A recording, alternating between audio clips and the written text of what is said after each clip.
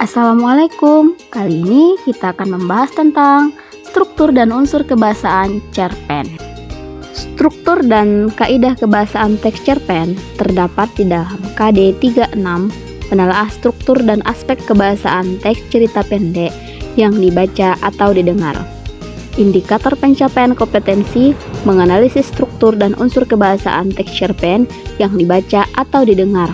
Tujuan pembelajaran, siswa diharapkan mampu menganalisis struktur dan unsur kebahasaan teks cerpen yang dibaca atau didengar. Cerpen atau cerita pendek merupakan prosa fiksi yang menceritakan tentang suatu peristiwa yang dialami oleh tokoh utama. Seperti namanya, cerpen lebih sederhana daripada novel. Teks cerita pendek pada dasarnya memiliki struktur teks tersendiri, yang mana struktur inilah yang membedakannya dengan jenis teks yang lain.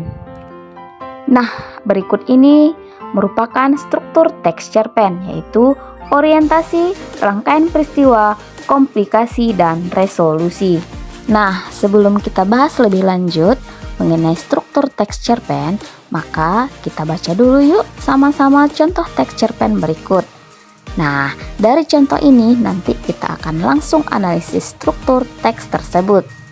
Sudah 4 hari nelayan-nelayan tak bisa turun ke laut. Pada malam hari, hujan lebat turun. Gemuruh gelombang, tiupan angin kencang di kegelapan malam seolah-olah memberi tanda bahwa alam sedang murka, laut sedang marah. Bahkan bintang-bintang pun seolah tak berani menampakkan diri. Nelayan-nelayan miskin yang menggantungkan rezekinya pada laut setiap hari bersusah hati. Ibu-ibu nelayan terpaksa merelakan menjual emas simpanannya yang hanya 1-2 gram untuk membeli kebutuhan sehari-hari. Mereka yang tak punya benda berharga terpaksa meminjam pada lintah darat. Namun, selama hari-hari sulit itu, ada pesta di rumah Pak Yus. Tak ada yang menikah, tak ada yang ulang tahun, dan Pak Yus juga bukan orang kaya. Pak Yus hanyalah nelayan biasa seperti para tetangganya.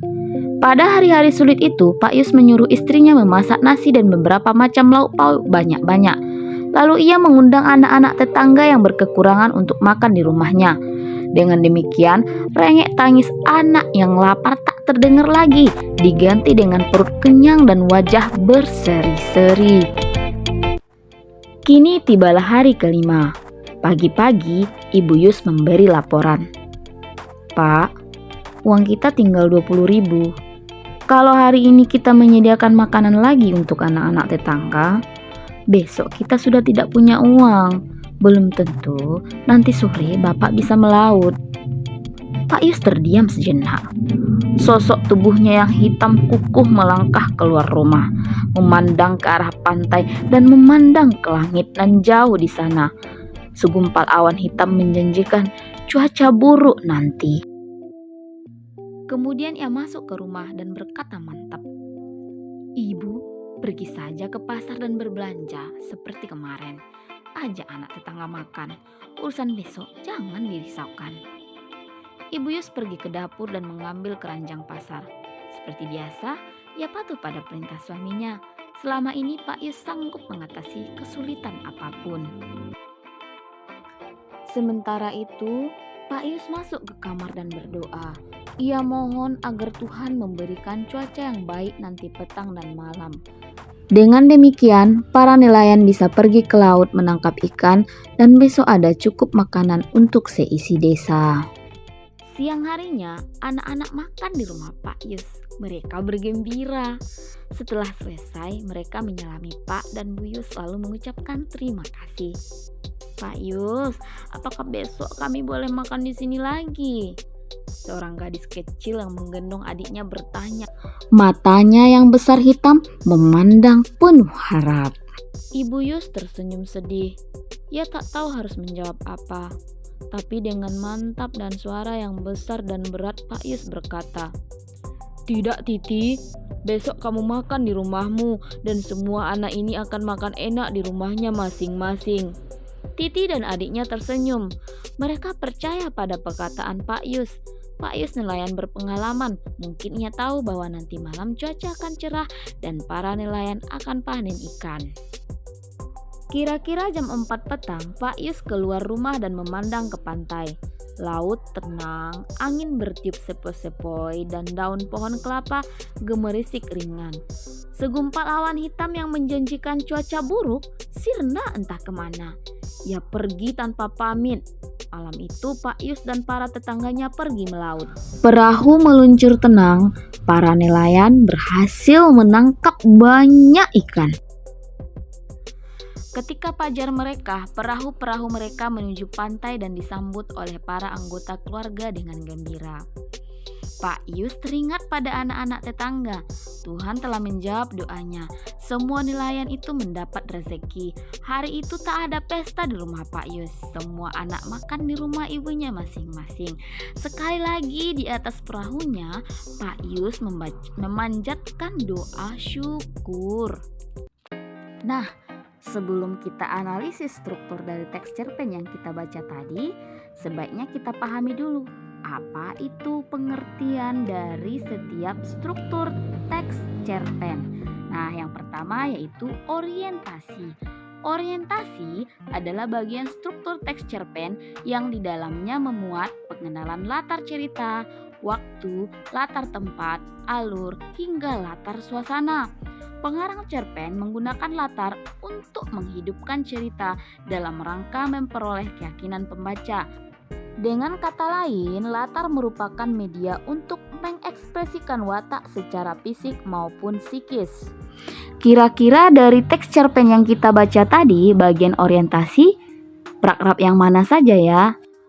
Ternyata orientasi itu paragraf 1 dan 2. Karena pada bagian ini penulis memaparkan pengenalan latar cerita, waktu, latar tempat, dan suasana. Biasanya orientasi itu terdapat pada paragraf pertama atau sampai pada paragraf kedua. Selanjutnya kita akan membahas struktur yang kedua, yaitu rangkaian peristiwa. Rangkaian peristiwa merupakan bagian struktur teks cerpen yang berupa kisah berlanjut melalui serangkaian peristiwa tak terduga. Dari teks cerpen yang kita baca tadi, marilah kita lihat yang mana yang merupakan bagian rangkaian peristiwa. Check it out. Ternyata rangkaian peristiwa itu adalah paragraf ketiga dan keempat. Menurut saya, rangkaian peristiwa itu adalah rangkaian menuju permasalahan.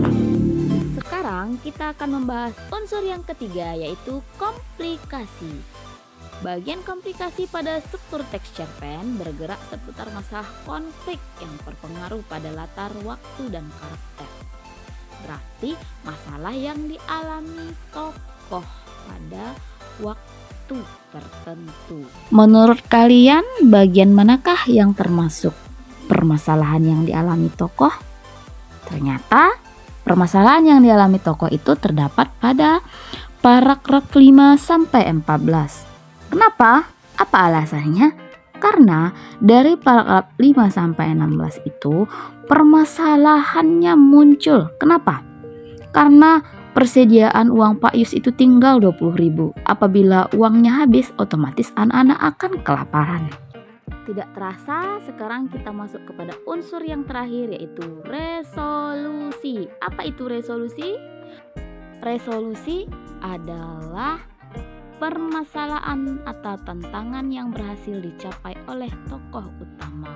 Berarti berupa bentuk penyelesaian dari permasalahan yang telah dialami tokoh. Paragraf yang termasuk bagian resolusi yaitu 15 sampai 18. Kenapa?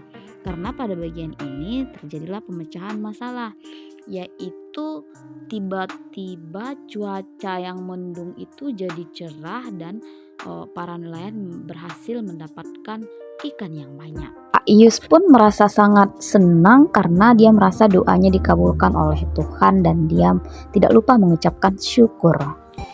Nah, demikian tentang struktur teks cerpen. Sekarang kita akan membahas tentang unsur kebahasaan teks cerpen.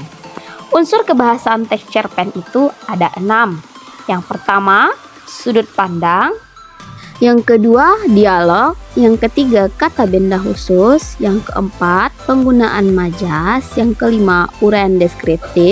Yang keenam, pertanyaan retoris. Sudut pandang merupakan posisi pengarang di dalam cerita. Posisi pengarang di dalam cerita kali ini kita akan membahas dua, yaitu orang pertama dan orang ketiga. Orang pertama biasanya di dalam bercerita dia akan bertindak sebagai aku atau saya. Kalau orang ketiga biasanya dia menggunakan kata ganti dia, ia, mereka, atau menggunakan nama. Selanjutnya kita akan membahas tentang unsur kebahasaan yang kedua, yaitu dialog. Dialog itu untuk menunjukkan waktu, masa kini, dan lampau. Dialog biasanya dilakukan oleh dua orang atau lebih, dan dialog ditandai adanya tanda petik di awal kalimat dan diakhiri tanda petik di akhir kalimat. Sebagai contoh, kamu bisa membacanya di layar. Jangan takut, aku bukan makhluk jahat, aku Tule, pohon pengetahuan. Nah, perkenalkan dirimu, ujar pohon itu lagi lembut. Itu merupakan salah satu contoh dialog. Selanjutnya yang ketiga, kita akan membahas tentang kata benda khusus, yakni pilihan kata bermakna kuat dan khusus. Misalnya, kamu bisa memilih kata mungil dibandingkan kata kecil. Kenapa? Karena mungil itu lebih bermakna kuat dibandingkan kecil. Atau Ananda bisa memilih beringin dibandingkan pohon. Kenapa? Beringin itu maknanya lebih khusus dibandingkan dengan pohon. Unsur kebahasaan yang keempat yaitu uraian deskriptif. Uraian deskriptif adalah menggambarkan pengalaman, latar, dan karakter. Contoh, wajahnya memerah mendengar anaknya dianiaya. Berarti ini menggambarkan keadaan seseorang yang lagi marah. Selanjutnya, kita akan membahas unsur kebahasaan yang kelima, yaitu penggunaan majas. Majas adalah cara pengarang secara khas mengungkapkan isi pikiran dan perasaannya. Majas di sini kita akan bahas yaitu simile, metafora, dan personifikasi. Majas simile adalah majas perbandingan langsung. Di dalam kalimat tersebut terdapat kata seperti bagaikan umpama. Contoh, wajahnya bersinar seperti bulan purnama. Yang kedua yaitu majas metafora, merupakan majas perbandingan tidak langsung. Contoh, dia berkepala batu. Berarti membandingkan seseorang itu dengan batu tanpa menggunakan kata seperti, bagaikan, ataupun umpama di dalam kalimat tersebut. Majas yang ketiga yakni personifikasi. Majas personifikasi itu membuat benda mati bersifat seperti makhluk hidup.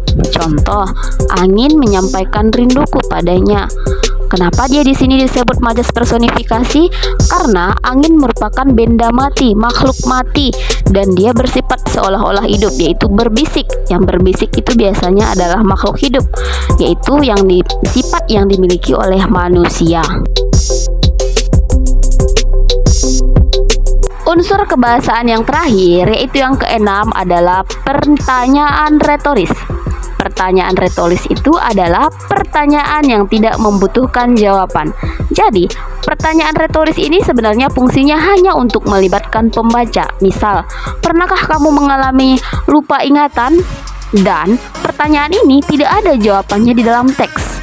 Itulah yang disebut pertanyaan retoris, pernyataan yang tidak membutuhkan jawaban. Sekian pembahasan kita kali ini tentang struktur dan unsur kebahasaan teks cerpen. Terima kasih telah menonton video ini, semoga bisa memberikan manfaat. Dan jika kamu mempunyai pertanyaan, silahkan ketik di kolom komentar. Sebelum video ini saya tutup, maka saya punya tebak-tebakan. Hewan apakah yang paling kurang ajar? Coba kamu pikirkan, kira-kira hewan apa? Jawabannya adalah kutu. Sama tidak dengan yang kalian pikirkan? Semoga saja sama ya. Kutu adalah makhluk paling kurang ajar karena dia tinggalnya di kepala kita. Kepala adalah bagian paling atas dari tubuh kita dan bagian yang paling berharga. Demikian video pembelajaran kita hari ini. Saya tutup. Assalamualaikum warahmatullahi wabarakatuh.